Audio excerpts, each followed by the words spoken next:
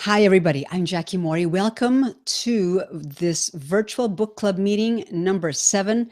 This is the final meeting regarding this incredible transformational book, Daring Greatly by Brene Brown. And this book has really helped me a lot in how I view things.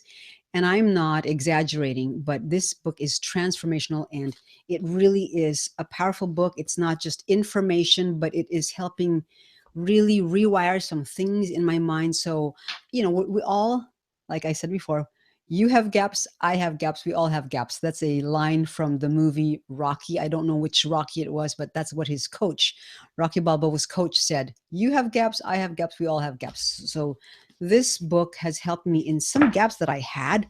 And I want to dive in today. This is the final meeting for this book. And today we're talking about chapter 7. The title of chapter 7 is Wholehearted Parenting, Daring to Be the Adults We Want Our Children to Be. This chapter really touched my heart. I mean, I was really teary-eyed in some parts, I must be honest, and really touched me emotionally and touched me to my core. I want to read just a little bit about just the title alone. Brene Brown here says, who we are and how we engage with the world are much stronger predictors of how our children will do than what we know about parenting. In terms of teaching our children to dare greatly in the quote unquote never enough culture, the question isn't so much, are you parenting the right way, as it is, are you the adult that you want your child to grow up to be? I wanted to point out just some of the subtitles in this chapter alone so you know how powerful it is, and I'm not exaggerating. Number one, parenting in a culture of never enough. We live in a scarcity culture overall, and it is so easy to have it affect us in our parenting. There's never enough of something, and we compare ourselves to the Joneses, so to speak. And there's never enough time. There's never enough this, never enough that. So Brene Brown, she's a doctor. Dr. Brene Brown tackles parenting in a never enough culture. Another subtitle of the subchapter is understanding and combating shame. And she really delves into how we compare ourselves. Parents compare how other parents are parenting. And if they're not parenting the way that we are parenting, then we put a judgment on them and then we shame them and saying, our way is the right way. It's our way or the highway. And what you're doing is wrong. So she has opened up my eyes to how parents look at other parents. And I need to be careful of how I look at other parents if they're not doing it exactly the way Jim and I are doing, right? Okay, and another another part of this chapter, Brene Brown calls minding the gap. Supporting our children means supporting each other. And what she means by that is minding the gap, just as a refresher of last week's chapter 6, minding the gap is we have our ideal values, but what our ideal values are and what we're practicing, there's a little bit of a gap. So minding the gap is really supporting our children in the values that we have. She cites some stories, like for example, she how Brene Brown looks at how she feels about her body. So how Brene Brown feels about her body, if she feels good about her body, or if she doesn't feel good about her body, how can she expect her daughter, how can she teach her daughter and train her daughter to feel good about her daughter's body if she doesn't feel good about her own? So it's really supporting each other and being vulnerable and being open about it. Another sub topic of this chapter, minding the gap and belonging. Wow, this was a huge eye opener for me. Okay, because uh, I read in a Facebook video I did just about an hour ago or so, in that part about belonging. And let me just share that really briefly. The part about belonging. Quote, not belonging at school is really hard, but it's nothing compared to what it feels like when you don't belong at home. When I asked the students what that meant, they used these examples. So Brene Brown asked some students what not belonging at home meant. And here's what she got from these students. Number one, not living up to your parents' expectations. Number two, not being cool or popular as your parents want you to be. Number three, not being as smart as your parents. Number four, not being good at the same things your parents were good at. Number five, your parents being embarrassed because you don't have enough friends or you're not an athlete or a cheerleader. Number six, your parents not liking who you are and what you like to do. And number seven, when your parents don't pay attention to your life. And that was just, it really opened my eyes to, really helping me in seeing how can I make Michael and Alyssa feel more like they belong. What things have I done or said that made them not feel like they belong? So it's really, really powerful. Another thing she talks about is the courage to be vulnerable. We as parents must be vulnerable. If we struggled with not belonging, when we were in our youth, when our kids, and we give our kids space to share with us if they have ever felt that. That's powerful. I mean, just making these cards over lunch. I was having lunch with my daughter, and I said, Alyssa, have you ever felt like you don't belong sometimes? Have you ever felt that in school? Immediately she said, yes, mommy. Just the other day, my classmates, Hannah and Ruby, were holding hands and they were running, and I was trying to catch up with them. I was running, and I felt like I didn't belong. And so I said, well, did you go up to them and ask them if you could be part of what they were going to be playing? And she said, no. I said, okay, well, and I didn't condemn her for not going up to them. I just said, well, here's what you can do next time around that happens. Number one, you can just call out to them and say, hi, Hannah. Hi, Ruby. May I join you in whatever it is you're about to play? And then number two, I said, if they want to just be by themselves, the both of them, you can just say, okay, I'm just going to find another playmate, and then go and ask the recess monitor to help her find another playmate. So I gave her some options on what to do next time around. That way, even though she feels that it's okay, she can still do something about it, right? And one last thing is the Wholehearted Parenting Manifesto. And I want to let you know that this is going to be available in just a few minutes. I'm going to pop it up in just a few moments. For those of you who are going to be attending live or on the replay, I'm going to pop that up as a bonus for attending. So I'm going to just share some aha insights and actionable ideas, and I'm going to transfer the microphone to Dr. Becky. Here are some of the aha insights that I got. Who we are and how we engage with the world are much stronger predictors of how our children will do than what we know about parenting. Another aha insight. Our stories of worthiness, of being enough, begin in our families first. Another one, by pushing away vulnerability, we turn parenting into a competition that's about knowing, proving, executing, and measuring rather than being. So here's an actionable idea that I got, a couple of them. Number one, and I'm going to quote one of the ladies that she pointed out was on Oprah's show. Let your face speak what's in your heart. When they walk in the room, my face says, I'm glad to see them. And I've been guilty of what, of this, where I when I look at them, I'm trying to figure out, okay, what can I correct in how they've dressed themselves. So I mean, I don't always do that, but I've sometimes done that, where I say, okay, let's fix your hair, instead of being just beaming when they come in, right?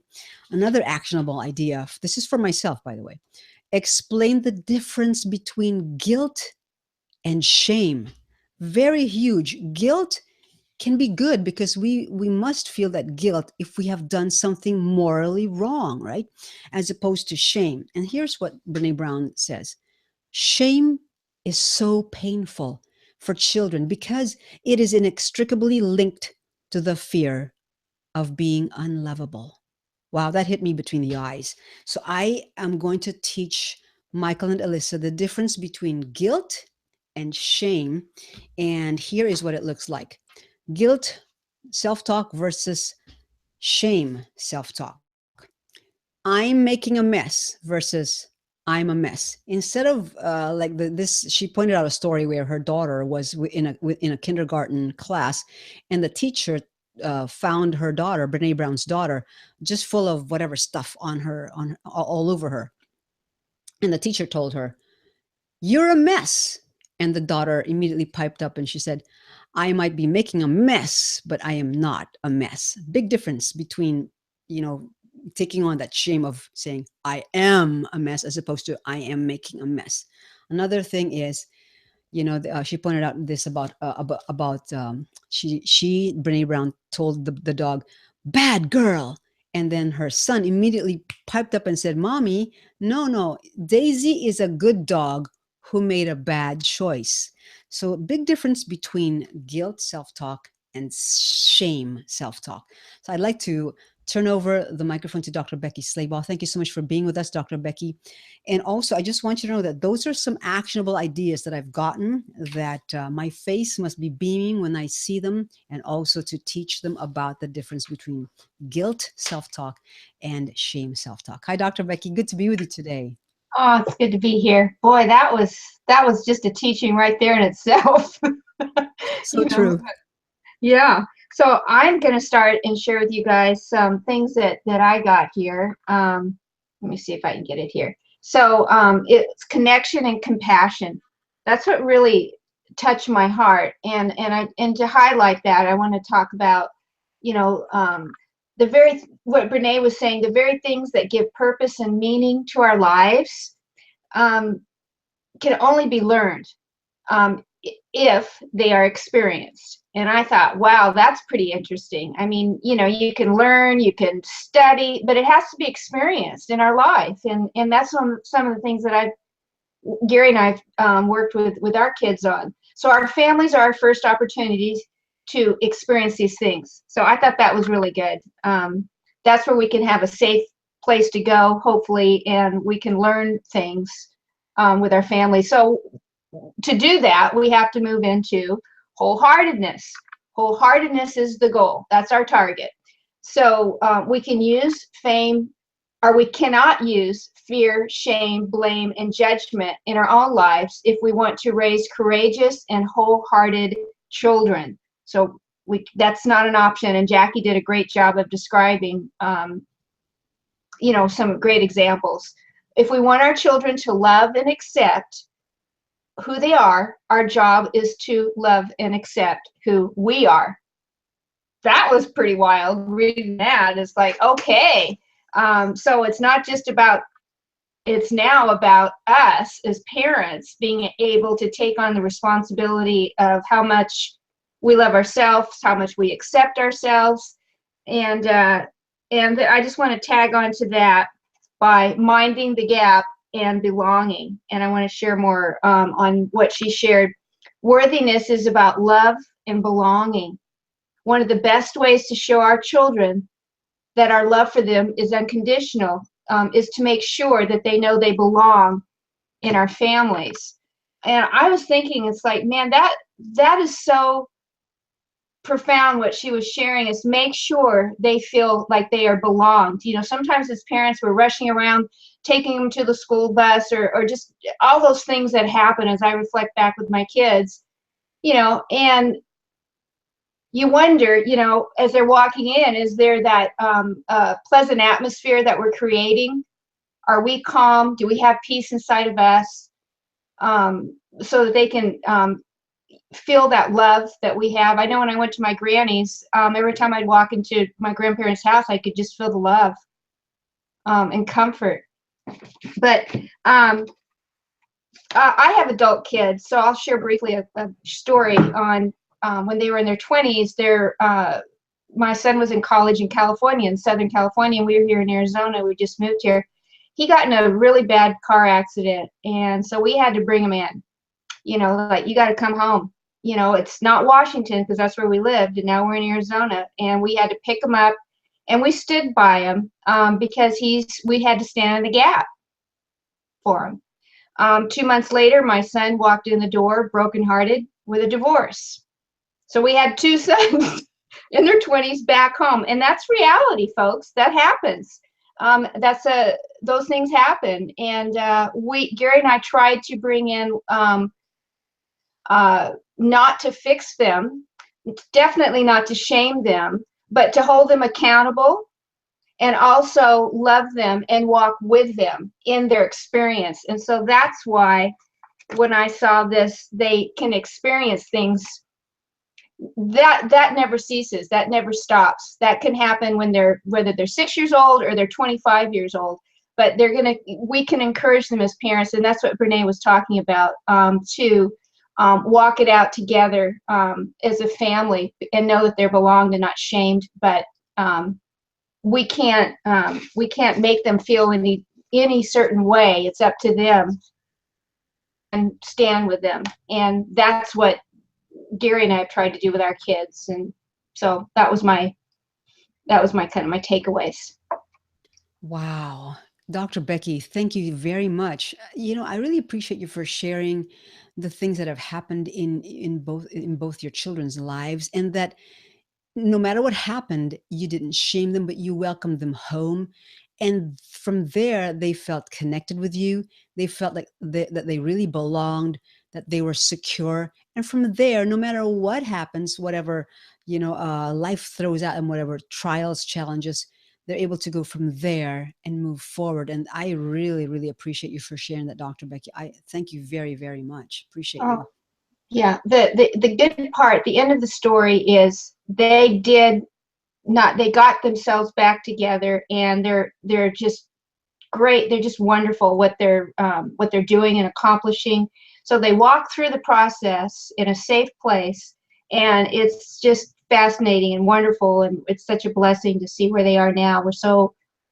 We're always proud of them, but we're even more proud that they felt strong enough to be weak and walk through it with boldness, and I'm going to get things in order for me. And so I think that's what this is about. This is what Renee's talking about. No shame, but blessing and honor, and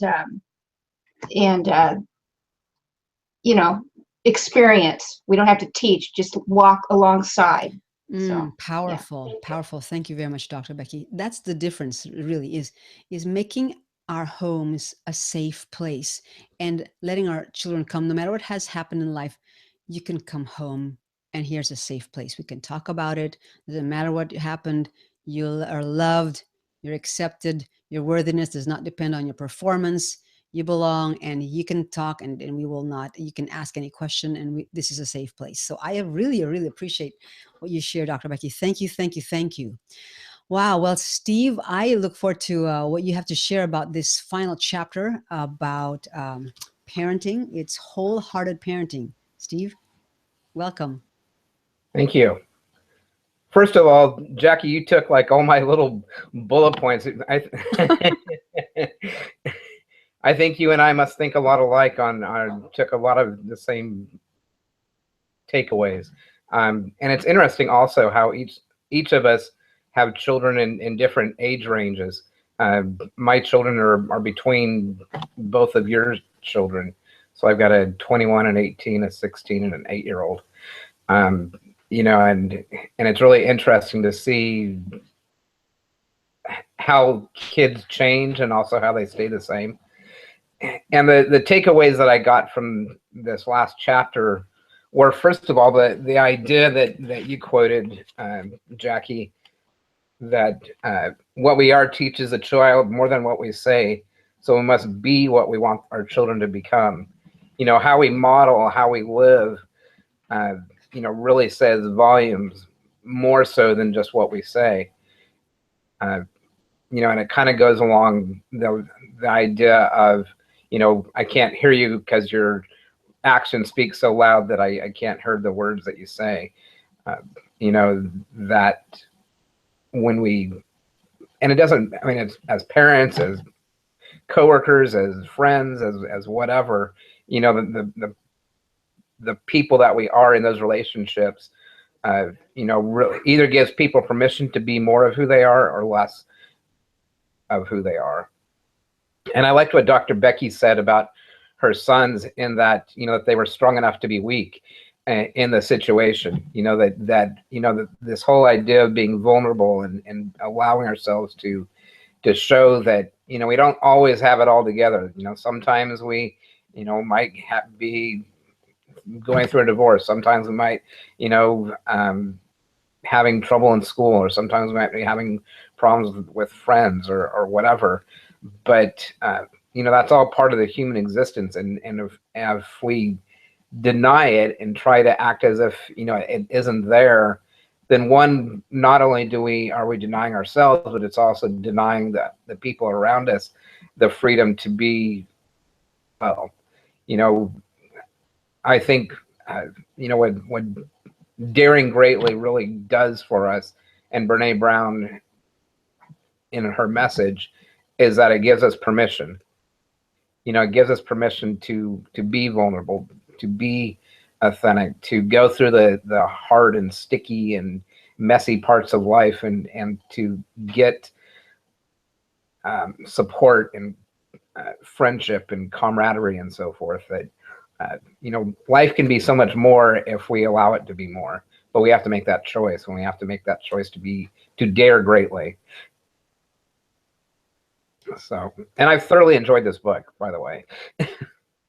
Yes, yes, absolutely. Steve, thank you. That was amazing.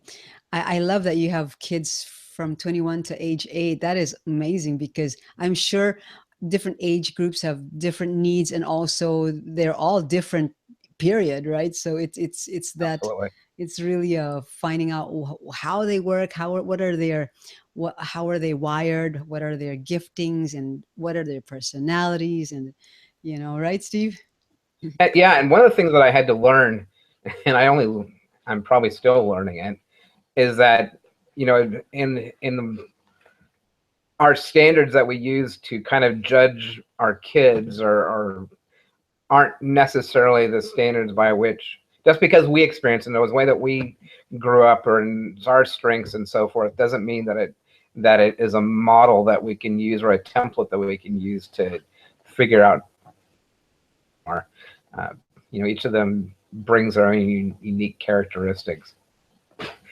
Spot on, Steve. Thank you. Exactly. Yeah, just because we experience what we experience doesn't mean that we need to put it on them the same exact way that we did. Oh my word. That is such valuable wisdom right there. Well, And my before we 60-year-old totally agrees, by the way. there you go. Exactly, right? Exactly.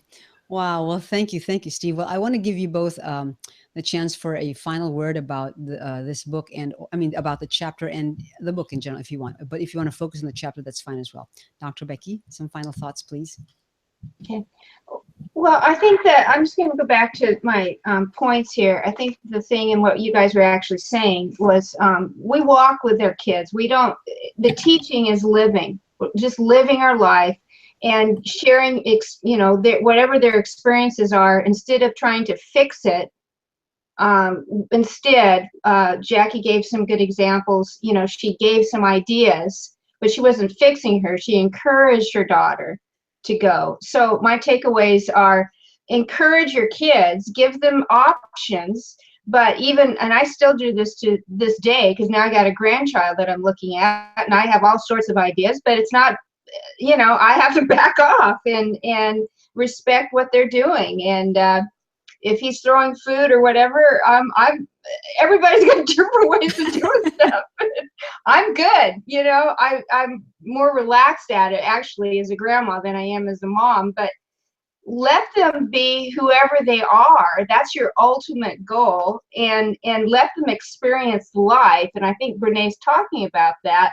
So they can find their own identity through the experiences as you come alongside with them, no matter what age they are, to encourage them to grow into great things that how they were made, so, or created. So that's my greatest takeaway for me for this book, for what Brené's sharing. Let their experiences be theirs, and create a wholehearted environment to live in. Love that, Dr. Becky. Thank you very, very, very much. And Dr. Becky, I'm so honored that you are here today and that you are with us for the entire virtual book club meetings for this book. Thank you, thank you, thank you. And I completely agree, Dr. Becky. This book completely talks about vulnerability, about how to deal with shame, how to be shame resilient, and also what Dr. Becky just shared.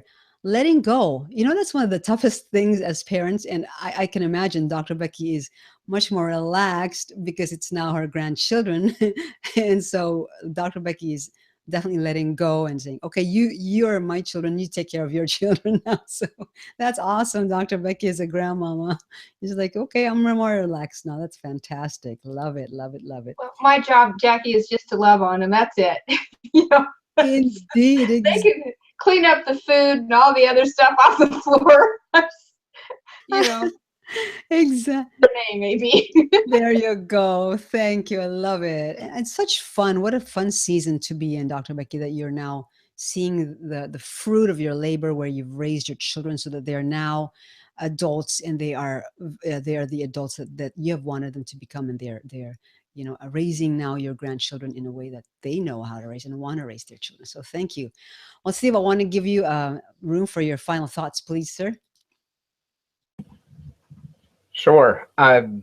So I think this whole message, of course, it just is so powerful. In the work that I'm doing professionally, it's all about helping people to shine in their greatest expression. And in order to do that, people need to have the permission and the freedom to be able to express themselves in their own unique ways.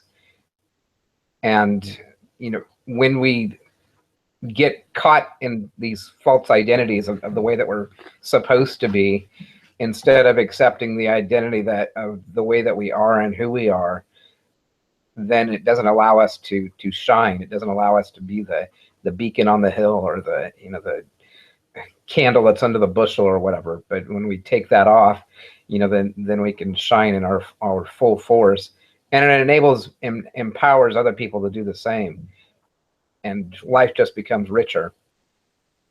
And I love the way that Brene is completely vulnerable in writing the way that she does, that it's not just some academic book, but that it's her life as well. And she integrates that really well and is completely vulnerable herself and authentic in talking about even the sticky points. When she was talking about the dog and, bad dog, and her son, I don't know how her son, but it sounds like he's pretty young. It's not a bad dog. Daisy made a bad choice, So I think she exemplifies models for us the way to be vulnerable and to get our message out there, and we can make a huge impact by being authentic and vulnerable and vocal about empowering each other and helping each other to dare greatly. That it's not just about me daring greatly, but it's about us daring greatly. Wow, very well said. It's not just about me daring greatly, but about us daring greatly. Steve, that's a quotable. That is awesome. I love it. Thank you, thank you, thank you. That's fantastic. I love it. Well, I want to just share that I popped into the bonus, the Daring Greatly Manifesto, Parenting Manifesto, and that's found at the end of chapter 7 of the book. And it's on your right side right now if you're watching this on Webinar Jam, the replay on Webinar Jam, and just click on the orange button that says, yes, I want my Parenting Manifesto. And I want to just read one more thing as a final word for this book. And she talks about hope. Okay, she says hope happens when, number one, we have the ability to set realistic goals.